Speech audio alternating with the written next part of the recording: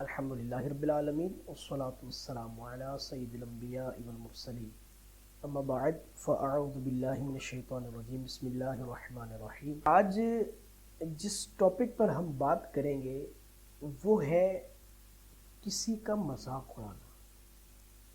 ہم اس قدر دیدہ دلیر ہو گئے ہیں، ہم اس قدر اپنی گفتگو میں غیر محتاط ہو گئے ہیں کہ ہم دوسرے کی عزت اچھالنا، دوسرے کی انسلٹ کرنا، دوسرے کو چار لوگوں کے سامنے ذلیل کرنا، اس پر فخر محسوس کرتے ہیں۔ یہ کوئی فخر کی بات نہیں ہے، یہ تو ہمارے لیے شرمندگی کی بات ہے کہ ہم ایک مسلمان کی عزت کو خراب کر رہے ہیں، اس کی عزت کو داؤ پہ لگا رہے ہیں۔ دیکھیے، کسی کی عزت کو جب ہم خراب کر رہے ہیں، وہ اگرچہ اس وقت ہنس رہا ہے، ہمارے ساتھ بیٹھا ہوا ہمارا دوست ہے، ہمارا بھائی ہے، ہمارا جاننے والا ہے، اگرچہ وہ ہمارے ساتھ بیٹھا مسکرا بھی رہا ہے، لیکن یاد رکھیے کہ اس مسکرانے کے پیچھے اس کی دل آزاری کتنی زیادہ ہے، یہ ہم محسوس نہیں کر سکتے۔ اس لیے کسی کی عزت کو مت خراب کیجیے، مذاق ضرور کیجیے، لیکن مذاق ایک حد تک ہونا چاہیے۔ حضور علیہ الصلوۃ والسلام کے پاس ایک بوڑھی خاتون حاضر ہوئی، آ کر عرض گزار ہوئی، یا رسول اللہ صلی اللہ تعالیٰ علیہ وسلم، یہ ارشاد فرمائیے کیا میں جنت میں جاؤں گی؟ اب دیکھیے، حضور کا مذاق دیکھیے اور ہم اپنا مذاق دیکھیں۔ حضور کا مزاح دلوں کو خوش کرنے والا تھا، اور ہمارا مذاق جو ہوتا ہے یہ مذاق کا بالکل ہی مذاق بنا کے رکھ دیتا ہے۔ اب دیکھیے، حضور سے جب اس نے پوچھا کہ کیا میں جنت میں جاؤں گی، حضور نے فرمایا نہیں، آپ جنت میں نہیں جائیں گے۔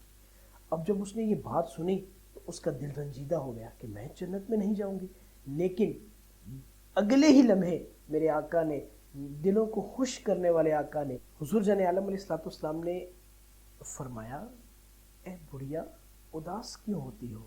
تم اس حالت میں، یعنی اس بڑھاپے کی عمر میں تم جنت میں نہیں جاؤ گی بلکہ جوان ہو کر جاؤ گی۔ تو وہ ایک دم خوش ہو گئی۔ تو ہم بھی جب مذاق کریں تو وہ مذاق کسی کی دل کو ناراض کرنے والا نہ ہو، کسی کی دل آزاری کرنے والا نہ ہو، کہ دل آزاری کرنا یہ بڑا ہی سخت معیوب کام ہے۔ حضرت امام شعبی رحمۃ اللہ تعالیٰ علیہ سے کسی نے پوچھا کہ یہ بتائیے کیا آپ ابلیس کی بیوی کا نام جانتے ہیں؟ تو امام شعبی نے فوراً فرمایا کہ نہیں، میں اس کے نکاح میں موجود نہیں تھا، اس لیے مجھے اس کے نام سے واقفیت نہیں۔ اب اگلے نے سوال بھی کیا اور اس کو فوراً ایسا جواب دیا کہ اس کا دل بھی خوش ہو گیا۔ یہاں سے ایک پہلو یہ بھی نکلتا ہے کہ ہم عموماً جب علماء سے سوال کرتے ہیں تو سوال کرنے میں ہمیں اس بات کا بھی خیال رکھنا چاہیے کہ وہ سوال کیا ہمارا بنتا بھی ہے یا نہیں، کہ ہم جناب ان سے اس طرح کا سوال کریں، اس طرح کی علم کی بات پوچھیں کہ جس کی بات پوچھنے سے ان کے پاس بیٹھے ہوئے لوگ اور جو ہمارے پاس بیٹھے لوگ سن رہے ہیں، ان سب کو اس سوال کے جواب دینے پر فائدہ بھی حاصل ہو۔ اوٹ پٹانگ سوال کرنے سے، بے وجہ باتیں کرنے سے ہم اگلے کا وقت بھی ضائع کریں گے، جو سن رہے ہیں ان کا وقت بھی ضائع ہوگا اور ہمارا اپنا وقت بھی ضائع ہوگا۔ اللہ مجھے اور آپ کو اچھی باتیں سیکھنے، اچھی باتیں کرنے کی توفیق عطا فرمائے۔ آمین بجاہ نبی الامین صلی اللہ تعالی علیہ وسلم۔